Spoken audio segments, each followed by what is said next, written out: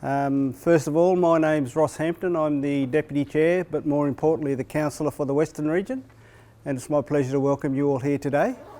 I'd also just like to acknowledge that we have a couple of apologies from our land councils, Cobar, Wilkenya, Tibooburra, and a number of Wiradjuri land councils who are going to join us today for the session around UTS's renewable energy presentations. So I'd like to acknowledge their apologies. I'd also like to pay special tribute to the attendees from Brewarrina. Welcome, thank you for the long trip, and I hope you get some benefit from it today and tomorrow morning. What I'd like to do now is just call on Jenny Moore, the Chairperson for Dareton Land Council, to come up and do a welcome to country. Jenny.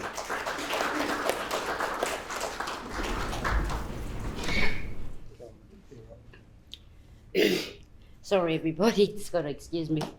I'm a little not feeling too good, but yeah, my name is Jenny Moore. I'm the Chairperson of the Dareton Local Aboriginal Land Council.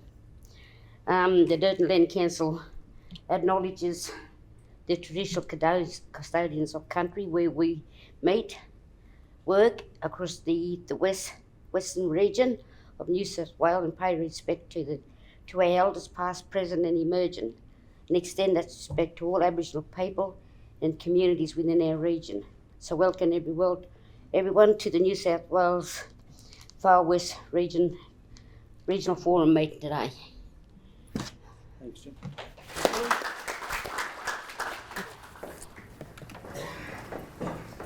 Before we go around the table to do introductions, I'd just like to give a little bit of a summary about the next day and a half sessions with UTS and presenters.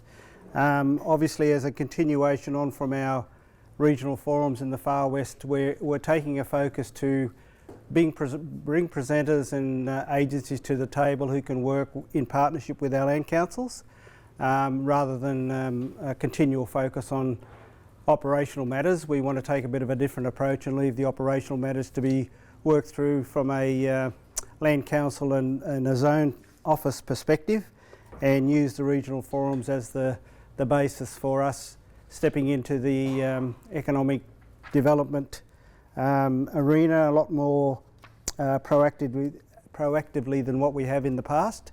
So I think all of our LALCs will be quite aware that from the last forums we've had a number of presenters who have come to the table and want to work with land councils with programs.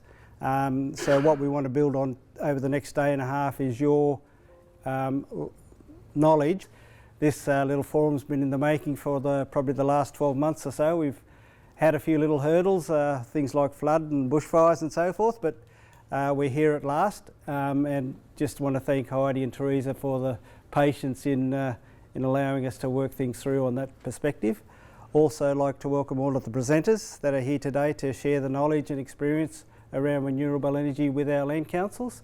I hope that you get good engagement, and certainly I think from a land council perspective, where our land councils have land in particular that perhaps offers the opportunity for renewable energy projects, they'll be the ones that gather the most information. But I'd certainly leave it open to everybody to be engaging, participate, and yeah, I guess just share our experiences from a land council perspective.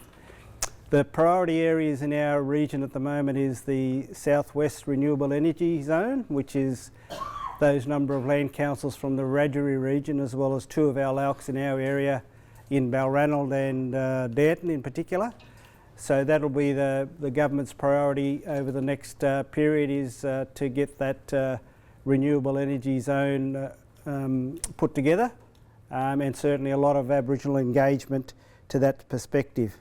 But I'm sure the experience that Heidi and her team bring, as well as the presenters, will show that the opportunities are far much broader than just those two areas from our region to start with. And knowing that Brewarrina has come this far, I'm sure that your opportunities must be exciting down your way of the world as well. The journey with UTS started a couple of years ago, back in the days of Christy Matthews, our project officer in our zone office. Christy actually worked in the economic development space for a period of time and opened that doorway with UTS, and I think the partnership grew from there. And I know the work that UTS and Christy were doing with Balranald and Tibooburra at the time, I think has led to this opportunity for us to come together today. So over the next day and a half, it's not necessarily signing your life away in blood. It's about gathering information, intelligence, so that you can go back and talk to your boards and to your members about the opportunities that perhaps exist in the renewable energy space. And if there are those opportunities, it's then the next steps going forward and how we progress our land councils into that arena. Thanks very much, Ross, for the invitation, and Jenny for your welcome. Thank you. And really, the workshop today has been about 2 years in the making. There's been an enormous amount of work behind the scenes. As Ross explained, Christy, Crystal, Therese, and especially Therese, Naria, we've been working on this meeting regularly for the last year, and probably even the year before. So we're really pleased to be here. There are a few things I just wanted to let you know. I'll tell you a little bit more about how and why this workshop came about in the next session. We are incredibly privileged to have some amazing presentations, and I thank speakers who have agreed that all speakers have really come here under their own steam. They're not getting paid for participating today. It's really a contribution to building our shared knowledge and awareness of renewable energy and what the potential is. And this approach really came out of the work I've been doing on, I wrote that earlier history of land rights, and then this next lot of work where I've been thinking about the benefits of land rights. And I guess if we think about the economic benefits, it's obvious that renewable energy, decarbonisation is a real area where Aboriginal land is going to be called into play, and where there could be benefits negotiated. So today how we've framed today is like a ground up, sort of like a 101 of renewable energy. We've made it clear that today is really about building that information and awareness. You'll see today we're going to share research where we've looked at the LALC land estate, its renewable energy potential in terms of solar and wind, and LALC land holdings mapped onto the renewable energy zones. And all of the presentations you'll see today will be shared with you. They'll be available in a package, all of the PowerPoints. So yeah, thank you very much. I'm really looking forward to how things go. This is the first, sorry, I keep making it, I'm winding up, but then I find another point. This is the first time we've run a workshop like this. And so, we're probably on a pretty steep learning curve, and it'll be really useful to get your advice about what works and what doesn't. So, okay. Thank you. Thanks again, Ross. Hi everyone, so my name's Jonathan Kneebone. I'm Director of Policy and Engagement at the First Nations Clean Energy Network, and I'm going to do a really poor replacement job for Karina Nolan, who is in Adelaide at the moment and was meant to be zooming in, and she's the Executive Director of Original Power and one of the founding members of the First Nations Clean Energy Network. And she would have done a rousing address, her mobs from Yorta Yorta Nation, and told you all about the network. I'm going to be speaking a fair bit today, so I'll hold this introductory session and keep it really brief. But essentially, there's lots of talk about renewable energy, and through the work of Karina and others in Original Power, and speaking to communities and groups around Australia, they realised that First Nations people really weren't at the table. Lots of talk about big projects, renewable energy zones. I saw over the weekend that New South Wales government has announced $1.5 billion in renewable energy projects as part of election commitments, all this, lots of hype. And so through talking to communities around Australia, they came up with this concept of a network to really bring together the focus of First Nations participation and benefit from the renewable energy transition. And so it was launched in November 2021. We've got a steering group of First Nations people. Heidi's one of the steering group members. We're getting a few other New South Wales people joining soon with luck on the steering group and really we're in there with governments, we're in there with industry, and we're in there with communities, hearing about what the issues and concerns are to really elevate those issues at a policy level, at an industry level and a community level. I'm going to come back in, I think, another hour and tell you a lot more about what the network does, but it's really great to be here. Jenny, thank you for the acknowledgement and welcome this morning, and Councillor Hampton, thank you for having us all here. I think these sorts of discussions are really important because part of the issue is getting information out, helping people understand what the opportunities are from an individual level, from a community level, and then kind of from a broad utility really mega scale type project opportunity, and working out where First Nations people can benefit from and participate in all those sorts of opportunities.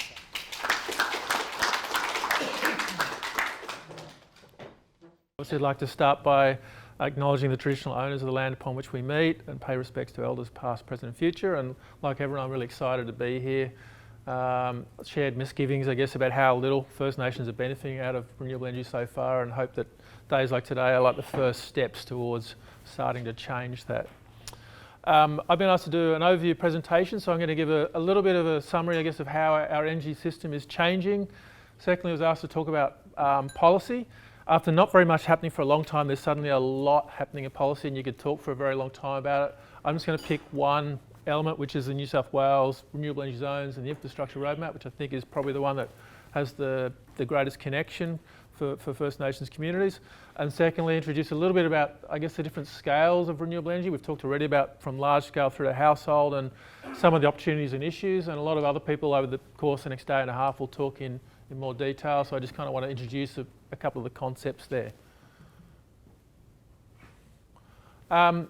This graph here is a snapshot of our power system over a week. I took it a couple of days ago, so it sort of shows you where we're getting our power from now. Over here shows you the percentage that they contributed over that week. So all the black here is the coal power. It's about 2/3 of our power. Not long ago, 15, 20 years, it would have been just like this solid block of black, like sort of 80, 90% of it, with just a little bit of gas and hydro over the top to sort of meet the demand peaks because they're relatively fast. But you can see the solar is just eating into each, this is sort of a day. So obviously you can see the solar is just year by year eating further and further into the coal. About 10% comes off people's rooftops now. Not long ago people said that was just virtue signalling and tokenistic, and no one's saying that anymore because it's becoming a real force. About the same amount, 10% comes out of large-scale solar farms. And you can see the green here, which is the wind, and it's broadly pretty complementary to solar. You can see it gets bigger during the night, and it's about 10%. And then there's a little bit of extra from hydro and gas, but around 30% of it's coming out of renewable energy at the moment. So if that's where we are now, this is from the energy market operator, and again, it's like what they think might be a week in the life of our power system in 20 years' time. And the first thing you notice is there's no black there. All the coal-fired power is gone. And instead you see the solar again. You can see a lot more green, so a lot more wind farms filling in the gaps that used to be there or that are currently there from coal. The purple, you can see it's underneath the solar initially. That's energy storage. And so they're expecting large-scale energy storage to soak up excess solar during the day, and then you can see it here in the middle, which is basically in the night time, so it's filling in the gaps where solar is during the day. And then we've got a little bit of hydro and a little bit of gas, particularly depending on how much renewables we've got in the course of a week. So fundamentally different power system where we used to have this sort of base load with a whole lot of coal and a bit of peaking from gas, to a whole lot of variable renewables and then flexible storage filling in the gaps between that. This is how the energy market operator says what we need to do to build out the new generation to realise that future. The black here again is coal, and you can see it's mostly gone by the early 2030s. So they're expecting most coal-fired power stations to close within a decade, which is not very long, and then a little bit dribbling along for the rest of the decade. and a whole lot of solar and wind, and then sort of some of the purple there is the battery storage. It's a bit abstract when you present that. The Minister for Climate Change, Chris Bowen, often says what we need to do to hit our target in 2030, which is 80% renewable energy, and most state governments have a similar target. They're all kind of working broadly to this scenario. We would need to build 10,000 kilometres of transmission lines. That's across the whole national electricity market, though most of it's in New South Wales. I think Justin probably knows the figures better than I do, probably. We would need to average one large-scale wind farm a month, completing to 2030, and we'd need to build 60 million solar panels to 2030. Like, that's a lot to build very quickly. And that's just to decarbonise our own electricity system. You hear governments talk about how they want to turn us into an energy superpower, a hydrogen superpower, and start exporting. Karina mentioned the project out of the Northern Territory. There's a lot of plans to try and produce hydrogen gas from renewable energy. They have another scenario for that, which could see another 4 to 5 times this amount built through the 2030s and 2040s. A lot of debate about whether that's realistic or not, but this is just for our system, and if we are going to become an exporter, then there's more that's going to be built on top of that. So I guess the first thing is just the scale of what's happening here. So how is New South Wales organising their approach? They passed an act about 2 years ago. They set targets to get us to over 80% by 2030. They set up a whole lot of bodies to deliver this. And the key vehicle is through renewable energy zones. So there's one up in the New England, one in the Central West, one in the Southwest, which is most relevant, one in the Hunter and Newcastle.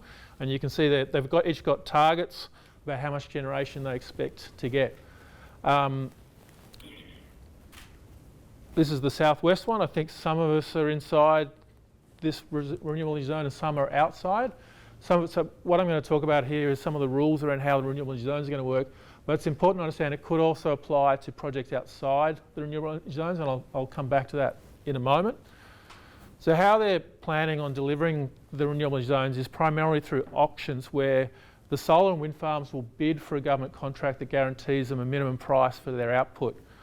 This is can be the difference between a project getting built and not built.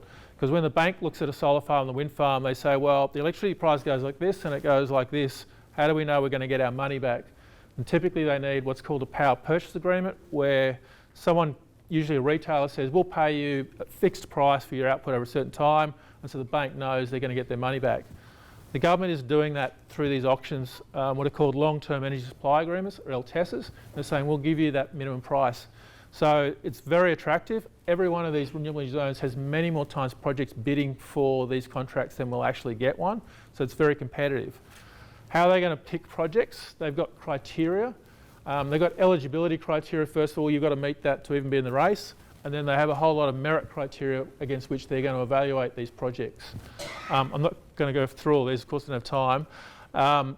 The things you would expect, like price, the impact on the electricity grid, but some of them directly lead back to benefits for the First Nations community, and they're the ones that are worth understanding. Criteria number 7 is community engagement and shared benefits, and explicitly says they want to see projects that leverage the First Nations guidelines. I'll talk about that in a moment. They want to see shared benefits and community benefit out of community benefit funds. So typically projects have to invest in a fund that pays for local infrastructure services. And they may specifically make a reference to saying they want to see innovative models that dedicate funds for works on local Aboriginal lands as part of that. So there's criteria there. Then there's regional economic development, where they're saying we want to see projects that deliver local jobs and local industry. And they've said mandatory must meet against a whole range of criteria. One is First Nations participation, so jobs and businesses, minimum of 1.5%, and a stretch goal of 10%. And they said we want to see projects that make some progress towards that and tell us how you're going to do it. So they've set a regulation, and then they've kind of got an incentive there. And it's the same for things like apprenticeships and for underrepresented workers, which are young people and women, so that they sort of fit together then in terms of creating opportunities. So this would be percentage of the contract of the project value. So 1.5% of the project, the money they spend on the capital investment needs to go to Aboriginal businesses or workers. I think I'm out of time, but I was going to say that this is not the only game in town, and that Sarah will talk about microgrids, for example, which are I think are going to be an area of great opportunity and solution, potential solution, the sort of thing you're talking about. I'll try and be very, very fast. I was just going to say exactly what you've been saying. These First Nation guidelines are important. I think they're important not only for your renewable energy zone. You can see here they in Central West they said we want a target of 20%. So they're aiming higher, and they've set out what their priorities are: lower electricity costs for Aboriginal people, and a range of different things like that. I think it's also important that if you get a large-scale project outside the renewable energy zones, they can still apply for these auctions, and therefore they would be also subject to these criteria. And even if they're not, really what you're doing here is setting standards and saying, well, this is what's now the standard, and so you should be picking up these guidelines and using them when you talk to developers outside the renewable energy zones as well. So I'll move very quickly. I was going to simply make the point, I guess, that we've got different scales, and these scales in particular open up more ownership opportunities. There's not a lot of ownership opportunity here, but with smaller scale solar farms, colleague Jonathan will talk about them tomorrow, microgrids, and at the smaller scale there are ownership opportunities. And when we look overseas, the projects that usually develop the most benefits for Indigenous people are actually at this sort of mid-scale, because they allow for ownership, they allow for more involvement, and you can get revenue streams which you can use for health services, for other businesses and things like that. So we've spoken a lot of time talking about this, which is really important, but I know for some communities this space really offers more opportunities for greater benefits. So I think I'll probably just finish. I was going to talk a bit more about that, but I'm way over, so I think I'll just leave it there and pass on to the next speaker. Thank you. Thank you very much for having me here. It's my pleasure, and I really look forward to the conversation. I'm from the Gadigal lands of the Eora Nation, and delighted to be joining you for the next day and a half. And so I'm going to step back and give you a little bit of an overview of the global landscape to give you an idea of how fast things are actually starting to move. And we do have a climate emergency. It's been debated for 20 years, 30 years, 40 years, but now all of a sudden we actually do have a global race going. And so I'm just going to give you a little bit of a flavour of the big picture, and please, as Heidi said, pull me up if I use acronyms. I talk in acronyms. I'm from finance, so please feel free to ask me to stop and explain.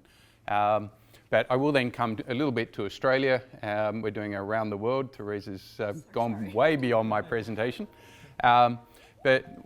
So first half of it will be to look at the global picture. Second half will be look at what's happening in Australia and the opportunities for your mobs to actually get involved. But I've totally lost my presentation. So I'll start by saying there are maybe 5 key imperatives for why things are moving. And if you look back 15 years ago, when I actually first started looking in the energy space, there we go, perfect, thanks Therese. There are 5 key reasons why things are starting to move now. I'm going to talk about those, the global picture and then the Australian picture. The first one, when I started 15 years ago, it was all hypothetical to a large degree. This is the price of solar and the price of wind versus the competition. And 15 years ago, solar was really expensive, but everyone was saying it was going to become cheap. Now it is cheap. It is actually totally acknowledged by anyone but a fossil fuel Luddite that wind and solar are by far the lowest cost source of energy.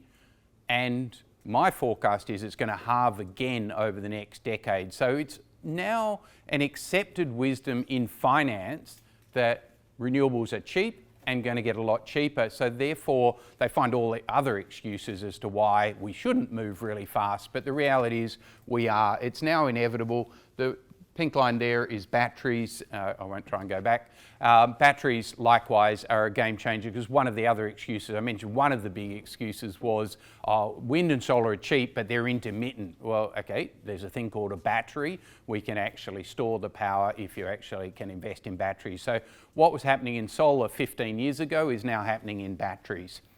The second initiative is global policy development. For all politicians are brilliant at talking and not doing, there is a global priority on this.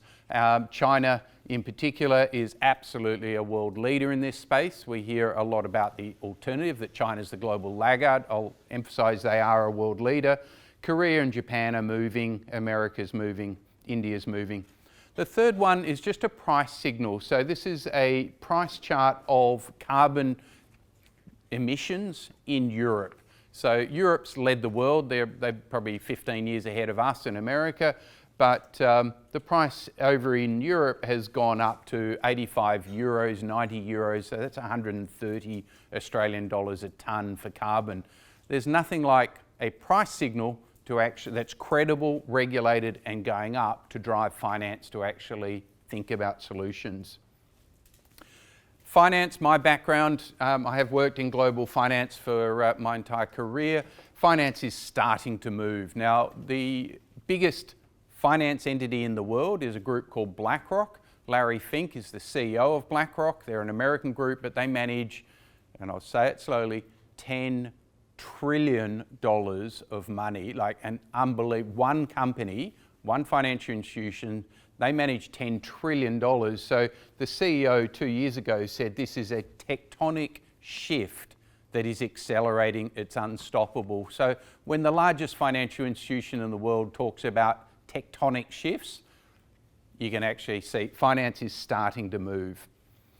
The obvious point, I actually cover India for a lot of my work, and when you see heat maps of countries like India where you're literally talking, what you guys see, Delhi often gets 50-degree temperatures in spring, so not even in summer. So at the end of the day, it is a climate emergency. The science is obvious, it's clear to everyone, it's pretty hard to deny it. So moving on quickly, finance is moving. Now, again, when I started 15 years ago, I was talking to big superannuation funds and they go, oh, but solar's a cottage industry, it's tiny. Well, I'll just fast forward today. Coal is about $50 billion investment a year in coal power. Solar, $250 billion a year. So it's 5 times bigger than the coal industry. Now, I say that deliberately. Australia's the largest exporter of coal in the world. So we hear a lot from our government and from our big vested interests how important coal is. Coal's so important. The reality is solar globally is 5 times bigger, and solar is going to double and double again over the next 5 to 10 years, whereas coal is going to decline. Same for gas. We heard about the gaslit recovery our federal government bought and paid for by the gas industry. But again, gas, 1/5 of the size of the solar industry, 1/4 of the size of the wind industry. So a lot of hot air from the gas industry. And I would suggest you rethink about it, because these are global numbers from the International Energy Agency. Wind is 5 times bigger than the gas industry. We hear a lot of nuclear nutters talk about nuclear being really important. Nuclear is 1/5 of the size of the solar industry. Lots of charts. I'm a finance person, I like numbers. What you can see, same colour scheme as Chris was talking about. This is coal. Coal is absolutely on the way out. So much as our ex-prime ministers love coal, they take it to bed every night with them, it is a dying industry, and we need to prepare our national economy, and that's where you guys are in the box seat about the opportunity. The gas industry is in decline as well. So this is just a share price chart over a decade. So I know you probably can't read all the numbers if your site's like mine, but I put it in green. Is the biggest investor in renewables in the world over a decade. It's a company in America called Next Era Energy. So just to show finance is moving. The black is Exxon. Exxon's the biggest American oil and gas company. So I think anyone in finance looks at this chart. Purple is the market, the stock market in America over the last decade. So I just use this chart because people in finance like me focus on the money. And the money is saying the biggest investor in the world in renewables has massively, consistently outperformed for a decade, and the biggest American fossil fuel company has massively underperformed, right? So when the oil and gas industry parrot their usual trite comments, oh, we need gas, we need coal, and it's the wind and solar far too intermittent. Well, the biggest investor in the world spends $15 billion a year, all of it on decarbonisation, not a cent on fossil fuels, and the market loves them. Exxon, denying the science for 40 years and destroying value in the process. China is the red here, I won't go into a lot of detail. China is the biggest investor in the world in every industry on decarbonisation. So I'll say that again because where I come from, sometimes called Sydney, all we hear about is China is the enemy. China's the biggest producer and consumer of coal and the biggest importer of coal. Well, I'll just correct you. China is the biggest investor. It's 4 times bigger investor than America is in every industry to do with decarbonisation. So I think the beautiful thing I've sort of seen in the last 3, 4, 5 months is that the Americans have woken up that they are a decade behind China, and they've realised it's a technology race, it's an investment race, it's an export race, it's an economic race, and America's losing.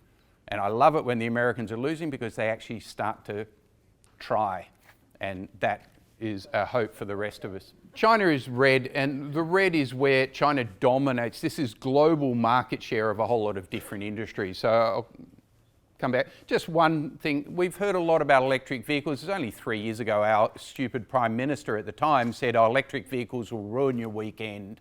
Now, China, in the last 12 months, saw electric vehicle sales grow 95% year on year, 95%, right? So they're ruining our weekends, but China, the biggest investor in the world in renewables, in electric vehicles, in lithium, in every aspect of decarbonisation, doubled their EV market. And by the way, they're 60% global market share. So I'll just call bullshit on what our previous Prime Minister said. We have 2% penetration of EVs, they have 28% penetration of EVs. It's not happening next decade, it's happening this year. China leads the world. But the good news is it is a technology race, it's an investment race, and America has finally woken up under President Biden. And so this is just a chart that shows, I'll just give you a couple of numbers, I love numbers.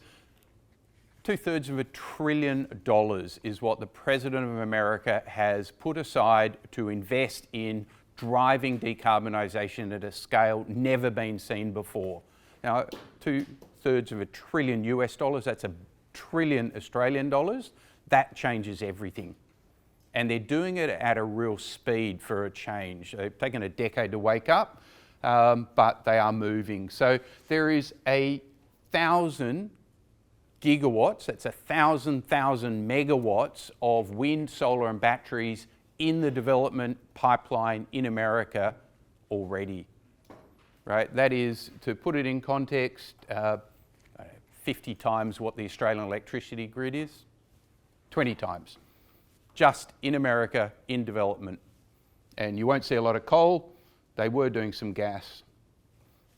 But Australia, just to wrap up for the last minute, Australia has actually really started to buy in the last 9 months with the Albanese government. So the states have been working on it for 5 years. We've now got the federal government actually, rather than denying the science and rather than seeing it as a threat, seeing it as an opportunity.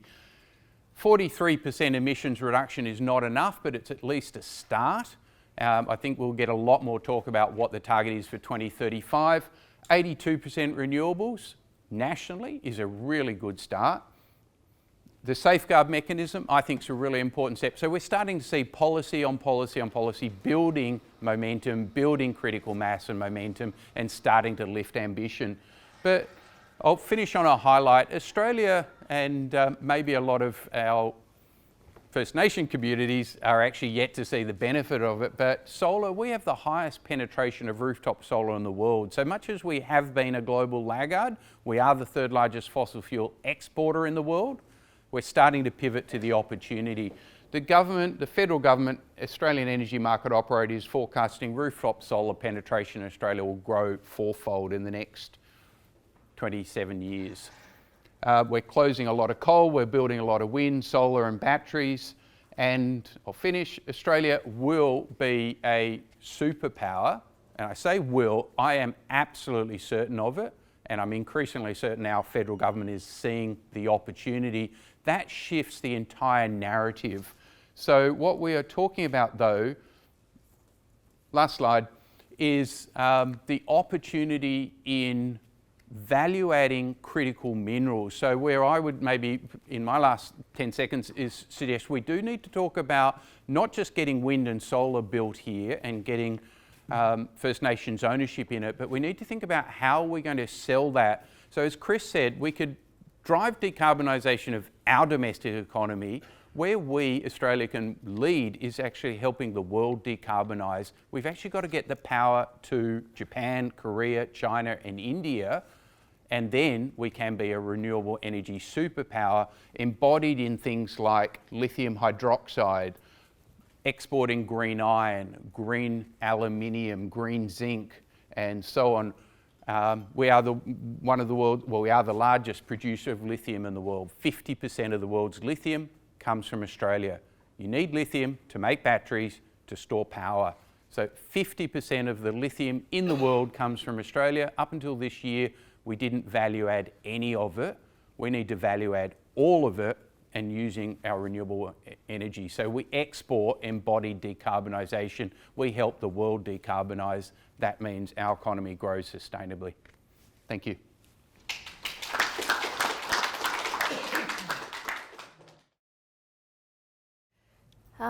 So I just want to just take a moment to think about what we've heard so far. I think if you feel anything like me, there's this rising sort of anxiety. So you think there's, and I heard a lot at a recent gathering of the First Nations Clean Energy Network, along the lines of what Chris and Tim have said. People were saying there's a tsunami coming. So a tsunami of investment, of energy transition, of decarbonisation, that in at least in the context of Australia, it's driven by a new government. The new government, the Albanese government, they've accepted the science. There's all of those teals. The majority of the House of Reps and the Senate say we believe in that climate change is real and we need to do something about it. So, over the last 20 years, we've had denialists dominating government. So at that, in just a matter of the last 6 months, we've flipped. So Australia has flipped, and we've heard Australia's been behind in the policy program, and now we're in this catch-up mode. And so at that Clean Energy Network, they're saying things like, to go back to that tsunami analogy, there's a tsunami coming. You can either stand by and watch it go, you can get crushed by it, or you can ride the wave.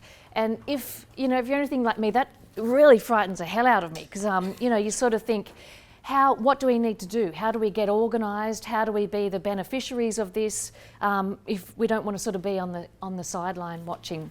And that's in a sense how I come to this work. So many years ago I wrote this history of the Land Rights Act, and it was published I think more than a decade ago. And so we know that next week is the 40th anniversary of land rights. And so one of the things I've looked at over the last 5 years is thinking, what are the benefits of land repossession? What are the benefits of having land restituted? And so I hope I don't offend anyone, but I'm just going to go through some of those points. And a daggy slide, but focusing on economic benefit, which of course isn't the only lens we would look at how we assess the benefits of the last 40 years of land rights. But just limiting it to economic at the moment. So what we see is residential development, mostly along the east coast, so from Ulladulla up to the Central Coast and Newcastle and in Sydney. The sale of land and assets, joint management, which is certainly a feature out your way. Tourism enterprises, some of these operate at a regional level, especially on, say, the mid-north coast. There's ecological services, say the regeneration of landscapes, rental income, some service deliveries, some examples of small enterprises, and all the way through these, there's an emphasis on what I would summarise as cultural economy. But for most land councils, say, like Warramai's got 64 staff, Darkinjung LALC in excess of 30. Most land councils, you know this better than me, have one staff member maybe 1.5, and you're reliant on the allocation from the state office, from the state land council. So that doesn't guarantee a future wealth base for LALCs. Most LALCs don't have a guaranteed future wealth base going forward. So there are real sustainability issues, and so this is where I think issues around climate change adaptation and mitigation, so the regeneration, drawing down carbon from the atmosphere, renewable energy, not just in terms of the projects, but how renewable energy can transform regional economies. And can address energy security, food security, health services, and so on. So we know that there's been a land titling revolution, since in the last 30 years. This obviously has a predomination across northern Australia, and this is where those big renewable energy projects, post-mining, these big renewable energy projects are being negotiated.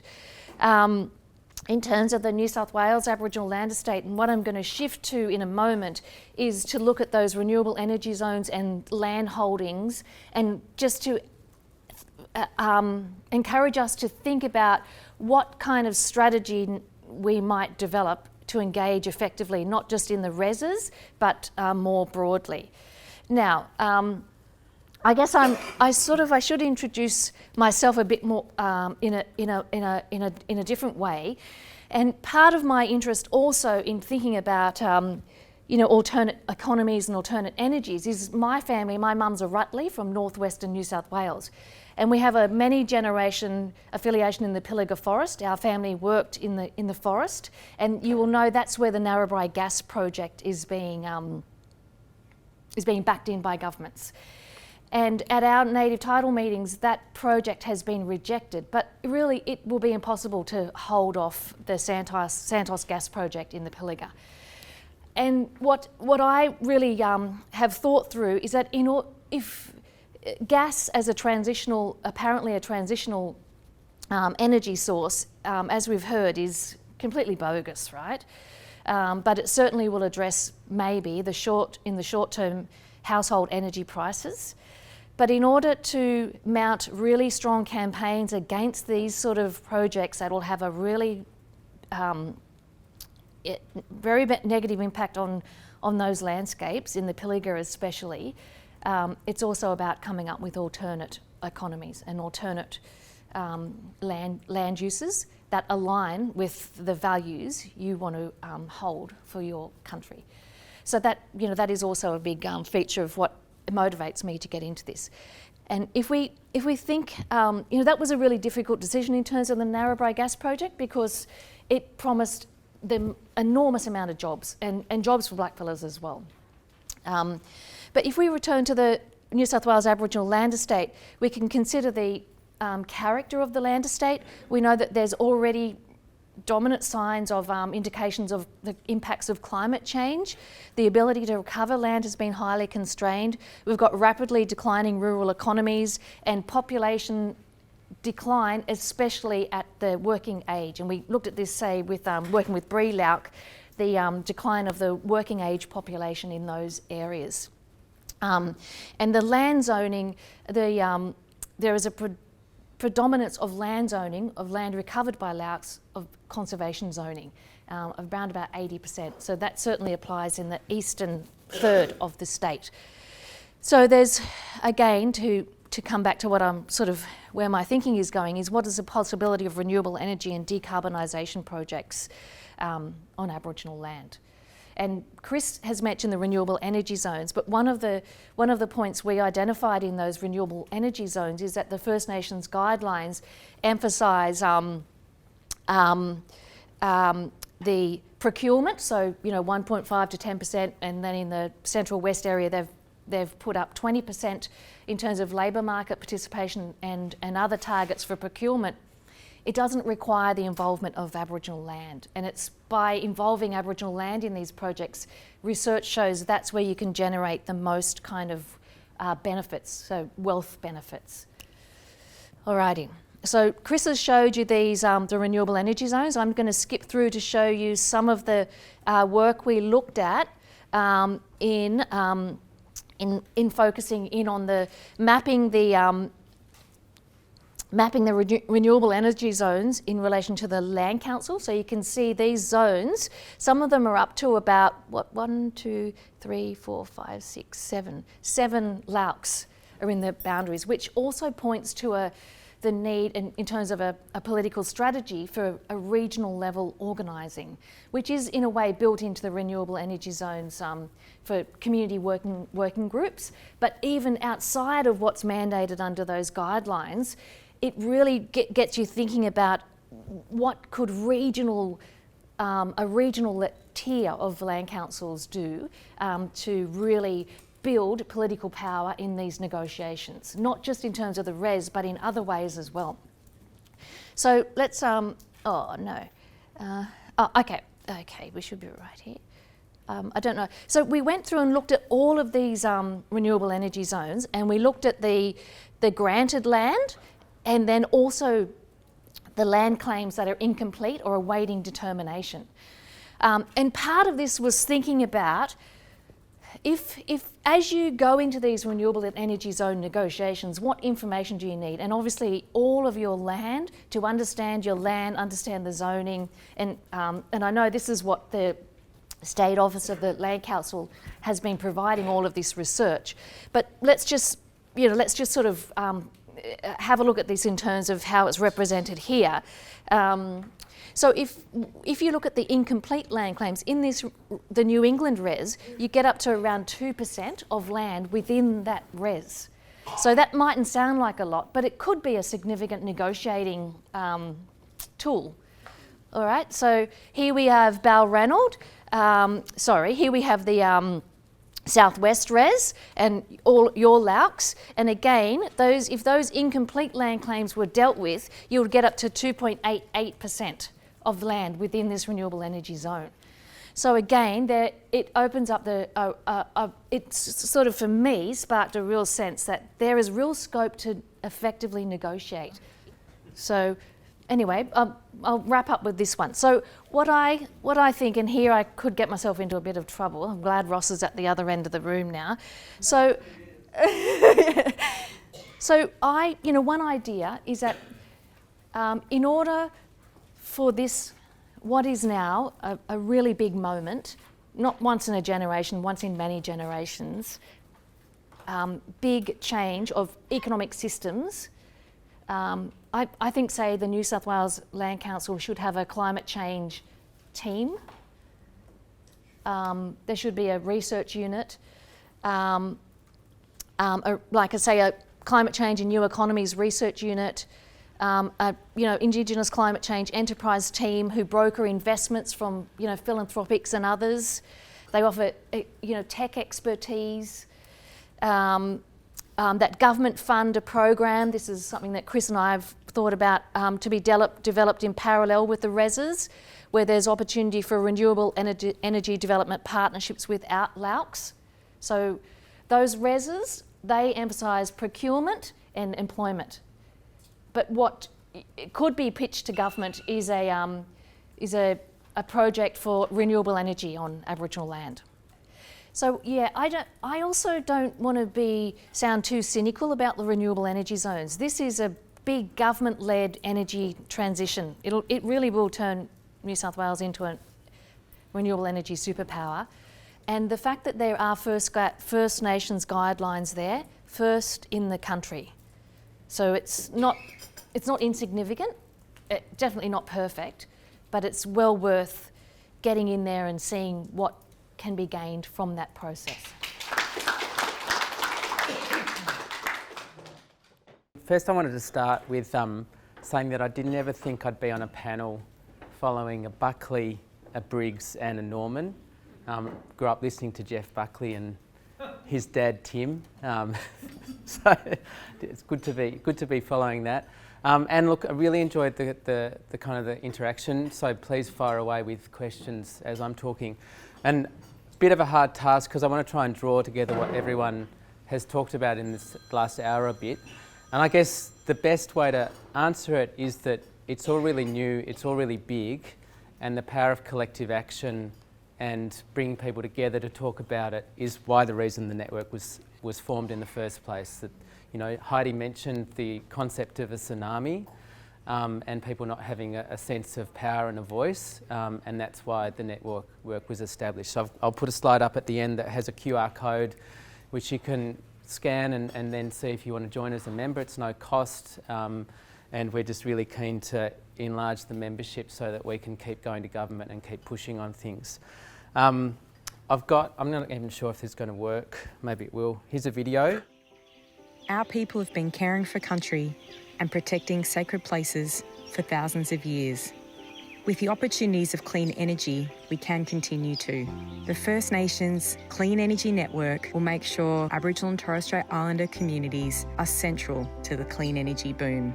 With affordable, clean power to stay on country and power our homes wherever we live, we can generate First Nations businesses and jobs and be the proud owners of community projects. We'll also form strong partnerships with industry and government, so we're at the table as medium to large-scale projects are developed. We all know we must move to clean energy to address climate change. My islands, for example, back in the Torres Strait, being lost to rising seas. We need climate action, so this is a really smart thing to do. We can all play a role in helping to slow climate change just by making different choices about how we produce energy. This is how much we spend on the power cards. Money down the drain. There's a lot of sick people too living in these houses, you know, want power and keep their medication cool, keep their place cool as well. A lot of remote communities right now are being powered by diesel generators. They're extremely expensive to run and to maintain. So we can start to swap these out or supplement these with clean energy, things like solar and wind power. We will assert our right to consent or not to projects on our country. Aboriginal people need to be front and centre of these projects, and we can do that. We have the intelligence and the capacity, and we need to be part of the journey right now. We'd like to encourage all mob to come and join the network, and anybody who'd like to offer support. It's about building power with our networks by collectivising our voices around the need for clean energy. I'm on board, get on board, let's invest, let's do this, let's show the nation Australia that we can lead. We need to make this transition right now. We will make sure clean energy is done the right way, driven by our communities, and developed so it sustains country and culture for generations to come. From the sun, it shines on the solar light. The clean energy, it's really good. If I had solar power, this wouldn't be here. Hopefully solar will be the future for our communities.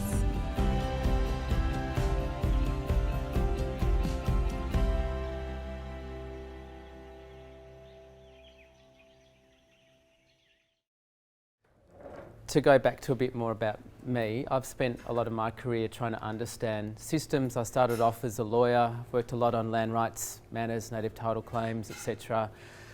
Big mining commercial negotiations on behalf of traditional owned groups across Australia, including in New South Wales. And you know, I used to think that law was the language of power. I then realised that it's not. There's a lot of kind of boffins in Canberra making decisions on behalf of people that they make laws. So I've spent some time in my career understanding how that all works. And then I realised that people like Tim are actually where most of the power lies in society, and it's with money. So by trying to understand those three systems is what I've kind of focused my career on to help direct outcomes towards First Nations people and how we can kind of unwind systems and understand them and get the best outcomes. So First Nations Clean Energy Network is a really great way that this has all been brought to bear, launched by a group of First Nations people really wanting to hold back this tsunami and I guess direct the flows of the water in ways that really benefit people. Karina mentioned the three pillars that we're built on, industry, community and policy, and how we can shape all of those pillars to get great outcomes. And there's kind of drawing together the stuff that we've talked about today. I think you can kind of distill them into these themes. So everyone has, you know, I guess you can say energy is a bit like water it's important for life and well-being and your livelihoods, whether at an individual level, whether at kind of a family level, whether at a nation level, or whether even broader as a country. We all need energy in different ways to turn the lights on, keep medicine cool, power our jobs, make money, get the kids to school in different sorts of ways. So that's the way we kind of think of it. But I guess the part of the discussion in the energy transition, and particularly as this rapid transition to renewables, and even in a fossil fuel generated energy system, is nowhere is there really any discussion about people. And nowhere particularly is there any discussion about First Nations people. We've just assumed that this energy revolution is going to happen and that First Nations people are going to just roll over and land is going to be made available. Mega wind farms, mega solar farms are going to be placed there. And once again, it's another extractive economic development process without people at the table, hence the network. So we had a strategy day at the end of last year, and we looked at the pillars that we were working on and all the stories that we hear from around the country, and I can guarantee that the conversations that you're having today, the issues that people are raising, are really similar to what we're hearing in Western Australia, in South Australia, in Queensland, in the Northern Territory, in Victoria and elsewhere, about this kind of sense of impending doom, stories of great opportunity, and people are really grappling with day-to-day issues about affordability, access, supply, etc. So, I mean, a few of those things we've talked about already. I think it's really important, like Heidi's doing and like other people are doing in the room, and we'll hear from Amanda later, about kind of collective action, thinking about where you want this opportunity to take you, whether that's on a LALC basis or whether on a nation basis or even an individual, and then kind of shaping that. So I guess our first kind of approach is that if you can't keep the lights on and you can't afford to do that and you've got a mega project next door, then energy isn't really working for you. So our first kind of key issue is around how do we make sure, and I guess the print that's not in bold, so First Nations individuals, etc., is kind of what we would like to achieve. How do we shape policy, community and industry to get to these outcomes? So how do we help First Nations people achieve access to equitable, easy, clean, affordable, reliable energy? And then the next is on rights, is around how do we make sure, regardless of tenure, regardless of whether you're a local Aboriginal Land Council or whether it's native title or whether some other form of title, that people have access to free, prior and informed consent, that governments won't walk over you, that companies won't walk over you, and that you can consent or withhold consent to projects on your land. And I guess case in point is the finance system. Recently there was a company in the United States, an insurance company, that refused to insure a project unless that company developing the project embedded in its approach principles of free, prior and informed consent. And so you don't have to rely on governments to put these kind of policy frameworks in place. You can work with the finance sector.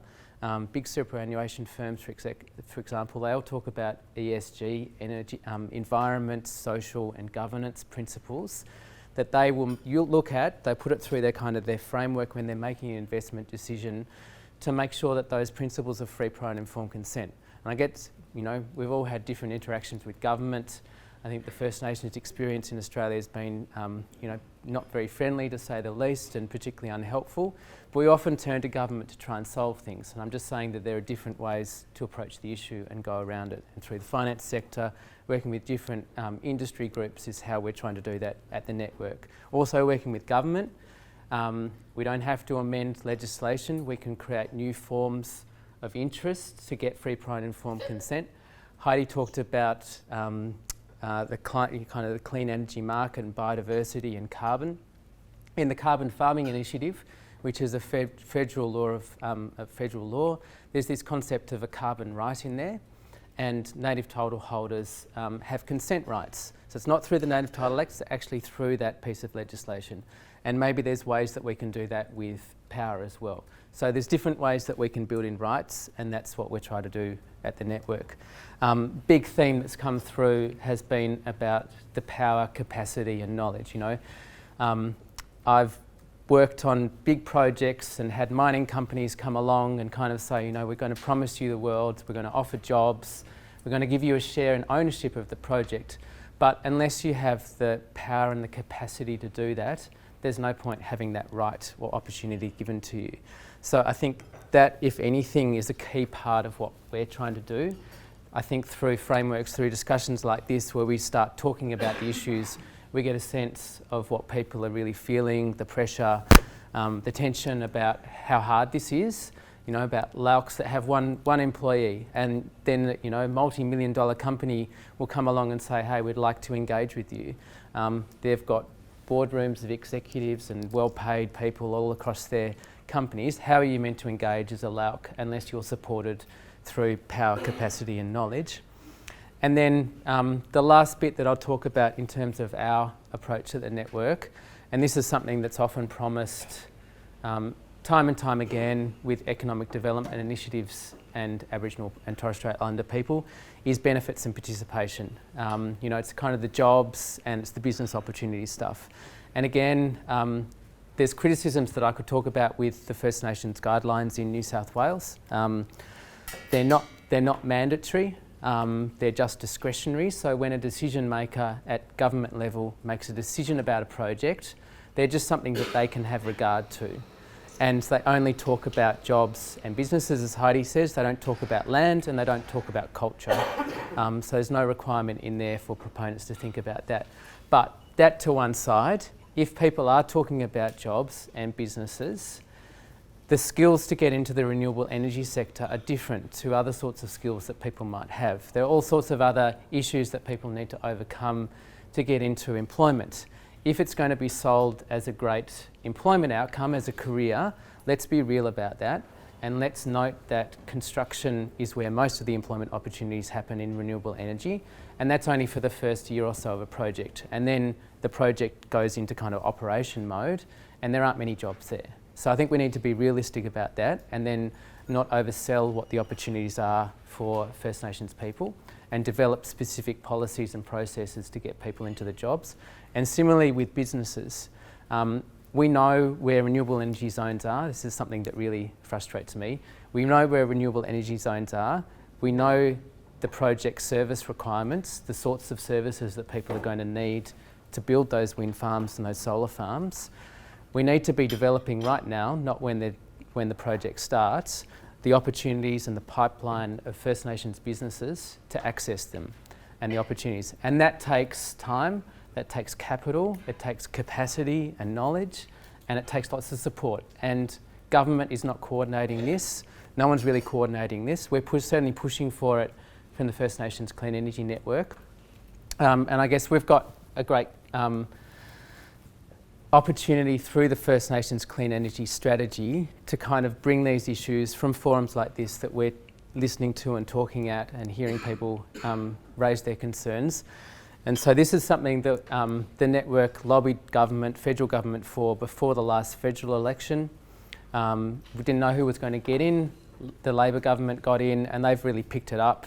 And so energy ministers from all around the country get together quarterly for big meetings. On the 12th of August this year, they got together for their energy ministers meeting and they agreed to a First Nations clean energy strategy, which the way I kind of think about it is it's an opportunity to design a shopping list of all the things that are rising on a regional level and feed that back through state-based legislation, legislatures and energy ministers' processes and up into federal government where there's a big bucket of money about how to fund this. So it might be about doing some of the planning that I'm sure people will talk about on a country basis that people will talk about later. It might be about developing a coordinated approach to jobs and business opportunities. It might be about creating a fund so that if you want to build your own solar farm or wind farm as a First Nations group, that there's capital available for you to do that.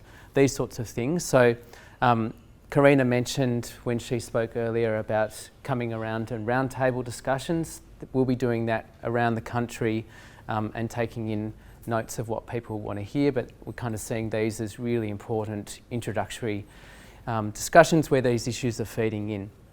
And I'm going to finish there because I'm sure there'll be lots of questions. Oh, sorry, I do have show and tell, which I nearly forgot. I'm glad that.